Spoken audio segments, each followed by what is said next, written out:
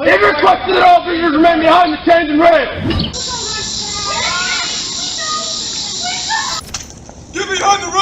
The Tomb of the Unknown Soldier is one of the most continuously guarded monuments in the world. It's patrolled 24 hours a day, 365 days a year, regardless of the weather, by an elite regiment of soldiers known as sentinels. These sentinels are highly trained specialists in superb physical condition, ready at a moment's notice to defend the honor of fallen war heroes. So what makes the old guard of the Tomb of the Unknown Soldier so feared and respected? And what happens when people push the boundaries and try to mess with one of the guards? Let's find out.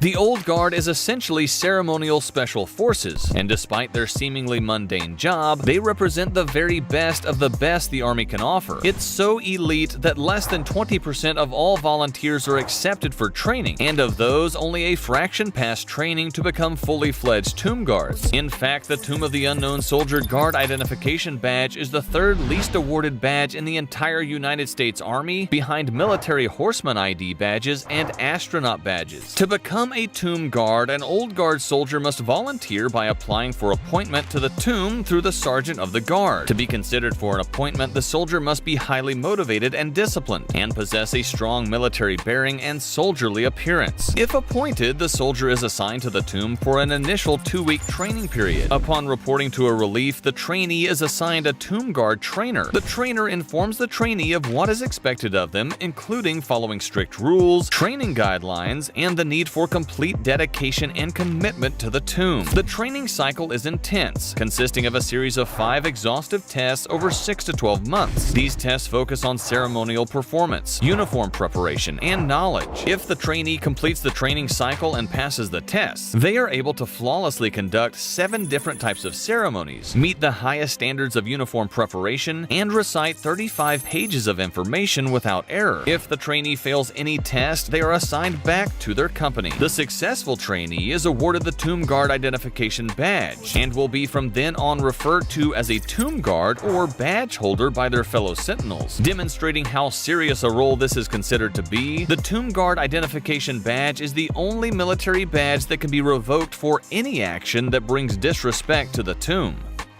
The Unknown Soldier.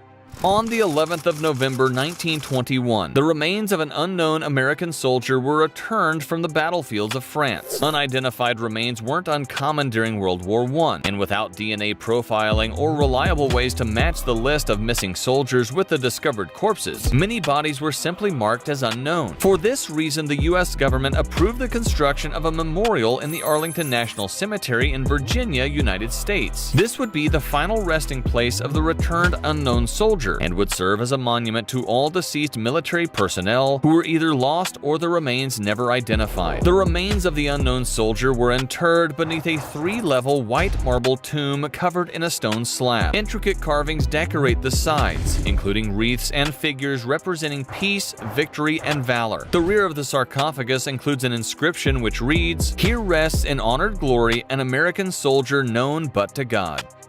Why you shouldn't mess with a Tomb Guard. While the role of the sentinel is mostly ceremonial, there are some things you just don't do when visiting the Tomb of the Unknown Soldier. The Old Guards will appear strong and silent, that is, until you break one of their rules. Cross over the barrier into the plaza and you'll probably hear this. It is requested that all visitors remain behind the chains and rails at all times. Remain behind the chains and rails!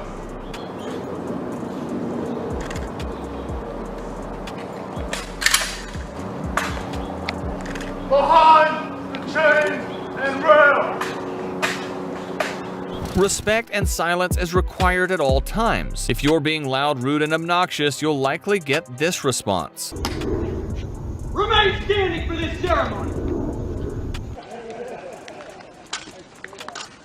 It is requested that everyone maintains a level of silence and respect.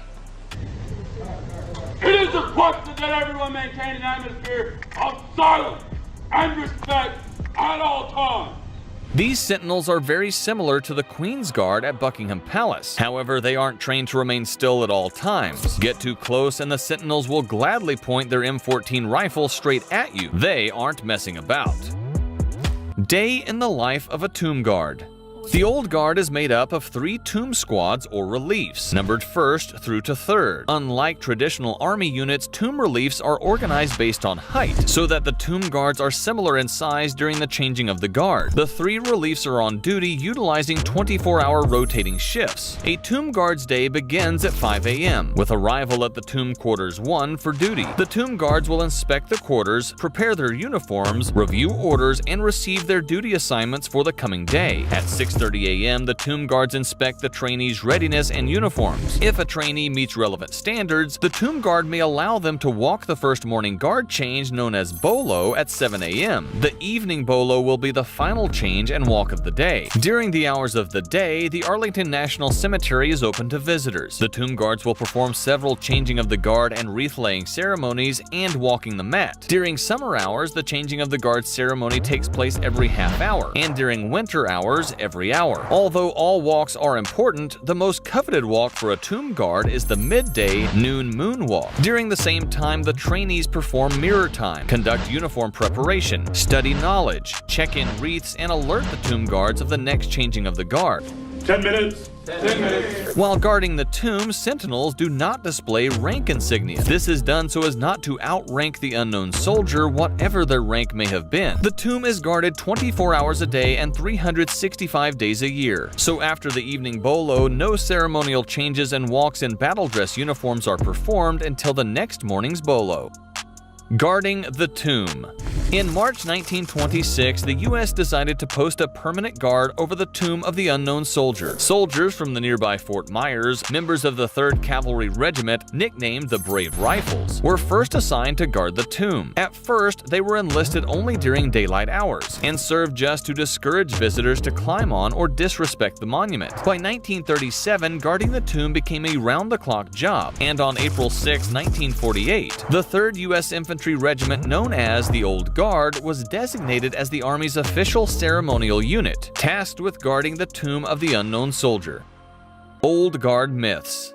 The tomb guard sentinels have a bit of an intimidating reputation, and it's all thanks to some pretty fantastic urban myths that have surrounded the Old Guard for decades. Fortunately, we're here to separate fact from fiction. According to one urban legend, sentinels live for 2 years in a barracks under the tomb and are not allowed to swear, watch television, or drink alcohol for the rest of their lives. Fortunately, this is completely false, and members of the Old Guard are allowed to indulge in the occasional off-duty vice. And finally, it was once rumored that during Hurricane Isabel in 2003, the tomb sentinels refused orders to abandon their post, despite the inclement weather, and perished in the storm. While it's a cool story, it's also bogus. While the tomb requires 24/7 guarding, contingencies are in place in case of lightning, high winds, or torrential conditions.